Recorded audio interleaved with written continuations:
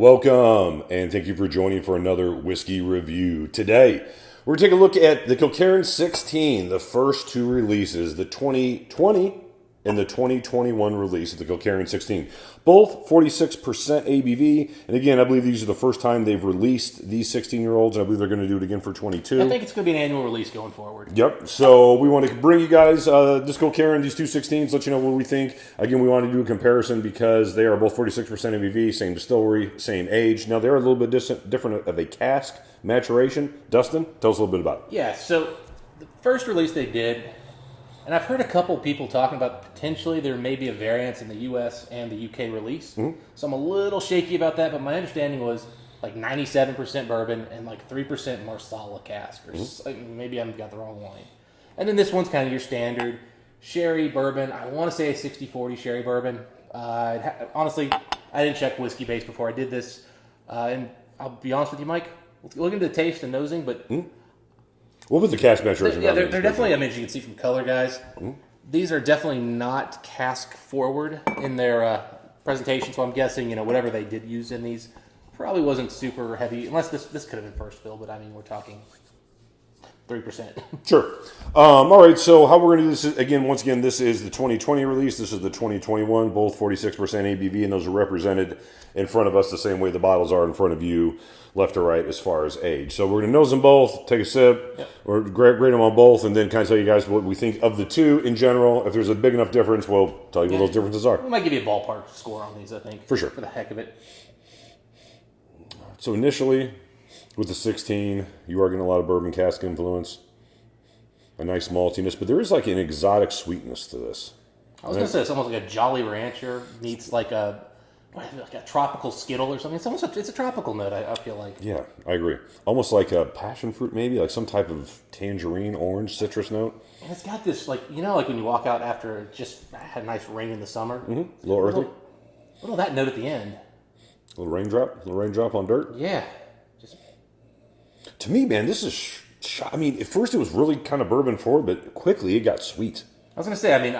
Yeah, the bourbon's there, but I tell you what, man, there is a lot of citrus tropical fruit combination going on. A lovely vanilla. I can't get past. I mean, there's a maltiness. I'm getting some oak spice. Creamsicle almost. Dude, dead on. Or almost like if a creamsicle, instead of using like vanilla, used like pudding. We'll see. Custard dreamsicle, if that's a thing. I could say that. Well, see, at first, remember I said passion fruit, and I was like something citrus or mango, or excuse me, some type of tangerine, some type of orange. And then I said vanilla. I'm like, no, it's a creamy version of both of those together. It is very creamy. Yeah, no, it's... Oh, man, yeah. Starting to get a little red on me here, just kind of slight red fruit now. I can see a red berry note. Not one I recognize, though. It's got to be some kind of like acacia or, I don't know, something I don't really know how it tastes. I thought crab apple, to be quite transparent with you. There is a lack of, I guess, depth to it. That kind of crab apple might be kind of there. It kind of turns from sweet to nothing real quick. Yeah, it's almost like, when I say crab apple, almost like the faint hint of church wine. Okay. Like when they poured if you were in a close pew. Almost with a pew polish, too. There's a little polish here. Mm-hmm. I'm at church. Sorry. Blink twice if you're in trouble. All right. I like the nose. I like the nose on that 2016 Quadwell. That's an interesting nose. Yeah. Got a lot of sweetness. I like the malty. When I think of Kilkerran, I expect to get some type of malty note like I do in Brooklady or Springbank or, some of those. A little more grainy of a characteristic. And it was there. But even though you said there wasn't a lot of cask influence, I don't disagree that this is a light color on that 2020. There's something coming through from the cask. There sure is. 16 years isn't a small amount of time. Yeah. This is much more traditional sherry note to me. Yeah, there's a little sherry here. It's not heavy. Bourbon sherry. Yeah. Very refilled notes that I would typically get. The malt's not jumping out a lot though, Mike. No. I was going to say it almost reminds me of a basic Springbank 18 without the vinegar chip note. Yeah. And without the bread. Really without peat. If there's any peat here, I'm not getting it. And that too. I mean, it's very, very basic. There could be a hint of like a butterscotch peat kind of thing here, but that's a hint. I mean, I don't think this is necessarily a bad whiskey on the nose. It's just not interesting comparatively. Well, the other one gave me something unique and different. This one just gives me kind of basic 60-40 or 50-50 sherry and bourbon. I would never guess 16 years old on the nose. I mean, I would never come up with that age. Yeah, I would say 12. Yeah, I would assume this is 10 or 12 year old. Sherry comes off almost like a Balvenie 12 double wood, but lighter. Much lighter, much less red fruit. Yeah, I'm trying to just compare it to something. Very little chocolate, if any.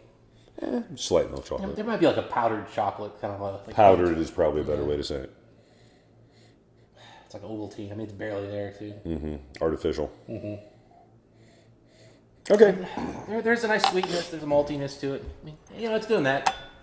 Yeah, I mean, not as an impressive nose as the 2020. So we're going to go in for the taste, throw some water in this, see what we think.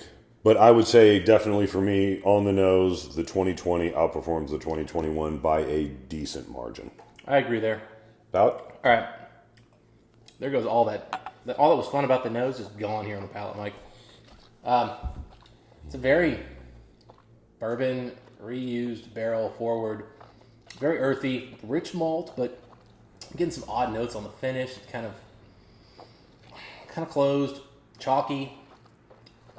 The sweetness up front, I mean, it's very generic sweetness, and it's lacking. Doesn't go super citrusy, doesn't go chocolatey. It's kind of vanilla, but even then, it's light on the vanilla. I mean, it's almost just like a sweet barley, like a barley cereal almost. What am I missing? Honey Nut Cheerios. Okay. A barley note. Tired cask. Alcohol actually even kind of hit me a little shockingly harsh on the finish. Twinge of sour on the finish. Sour's building. Tastes like a 15-year-old bourbon cask, non-peated, reused cask whiskey. Tastes almost like a cask that they would have rejected for anything special, and just kind of been like, Comes off a bit too sour. Comes off, just especially as the finish keeps going, it just comes off sour. Yeah. Big disappointment from what the nose was. The nose was far more impressive. Well, I'm thinking water's going to help a lot, but we'll find out here. Yeah, no doubt. Let me try right it. ahead, yeah. So yeah, I'm just, like you said, Mike, I was leaving off the sour notes because I was trying to. There was a mixture of like sour and then kind of like an oak, like bite funk kind of thing that was kind of giving me a little bit of trouble there. So I'll have to kind of play with this thing a little bit. So what are you getting?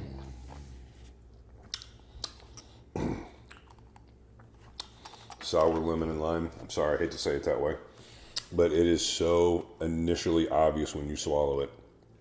That sour lime. I mean, I guess on the palate, I was getting sort of the same thing. Kind of just an oak cask, a little bit of malt, sweetness, a little bit of oak, but as soon as I swallow lime, sour, and oak. That's not flattering, I know. It's not as bad as I'm making it sound, but it's not fun. Yeah, it's up front, actually kind of bold comparatively. It's bold, sure. Definitely has like the sour lemon lime note. I am getting a really nice kind of a vanilla meets like kind of again a sour malt. Think of that Balvenie 12 single barrel. It's got that sour note, but not as rich, not as creamy. It's thin. The mouthfeel is very thin on this one, although it's got bold flavors. It's not creamy. It's not oily. It's not viscous. Finish kind of comes in at first, and it starts to save the show. It starts to give me a nice little transition, gives me something nice, and then it gets more sour, more bitter, and then it just sort of fades into like just a peters out. Sour, bitter.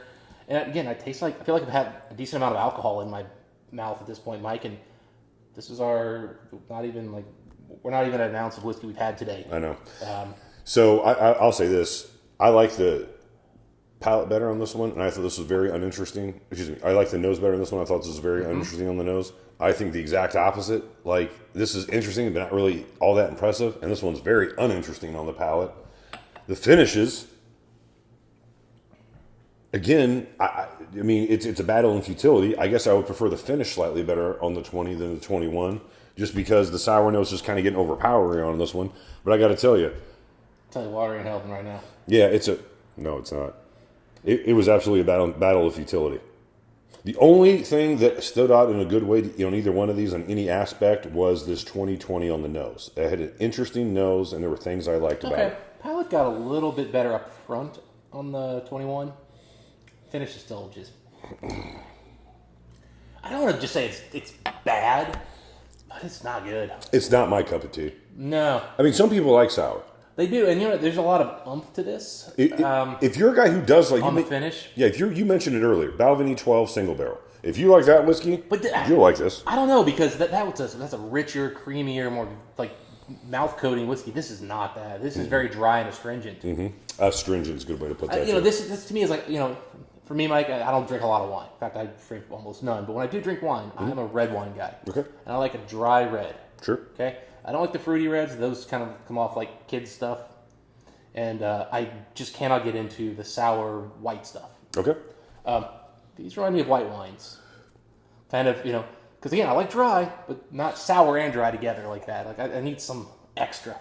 Or I want something rich and oily. Yeah. But if that's your thing, I mean, give them a try. All right, Dustin, I am pretty fairly certain on how I would like to talk about these whiskeys and wrap them up for the folks. Go for it. I'll say this. Between the two, I would pick the 2020 over the 21. I like the nose on this one. I really don't like the palate. Finish was mediocre. There were things maybe that I liked a little bit better about a facet, but there's nothing I really enjoyed about this normal 16. If I had to put a whiskey score on these, I'd call this an 85 or an 86. I'd call this an 83 or an 84. Dustin? So I will take the 21. Okay. Two reasons here. One, it's more traditional style whiskey on my palate. Sure. So it's more than I'm used to. This is a little funky, weird. Well, the thing is, it's like it's going a couple places I might like, and then it never gets there. This is at least your typical sherry. I get the sherry, I get it. This one's a little bolder for me. There's more on the mouth. Sure. Up front, I actually enjoy it up front, and then the finish kind of ruins it for me. That said, for me, I think whatever the score is for one of these is the score for the other one. I'm probably in that 83 range. Yeah. Not impressed. I might go 84, but it's 83, 84. I feel generous doing those scores. Yeah, I'm definitely not impressed with these. But we have a 12-year-old. We're gonna review that and bring that to you, and we're gonna keep trying this story because I have had the Kilkerrans that I did like. These just aren't among them. It was Oloroso 15 single cask. Yeah. These are not among them, though. No. I'm not impressed with either one of these whiskeys at all. You've had these bottles forever. We've tried them a couple times. I've always said, well, if we're gonna look at these 12 bottles to review, we got to pick 5. We'll do these some other time. Yeah, these had to be together. It was one of the things too. I was like, I'm not reviewing these separate. Right. We taste us like just throw them together. Well, I've had this thing for more than a year. I was like, we should probably be we could have been one of the first reviewers to go up on this one. Sure. Probably would have gotten reviews, and I was just like, I don't want to drink it. I don't want to drink it. I don't care. I don't care if we're the first. Anyway. Those are our thoughts on the whiskey. If you guys had a chance to try any of these, don't let us dissuade you if any of the notes that we talked about are in your wheelhouse. If you like sour, if you like something that's not overly pungent, powerful, and too mouth coating, too oily, this might be up your alley. It's a good starter. We still gave it in the 80s, so it's not like we gave it terrible scores. It's not like it's a disaster. So, yeah. Just a disaster for us. Anyway, those are our thoughts on the whiskey. If you guys had a chance to try any ones, let us know what you think. Until next time, Dustin, what do we wish the folks? Happy drinking. See you then.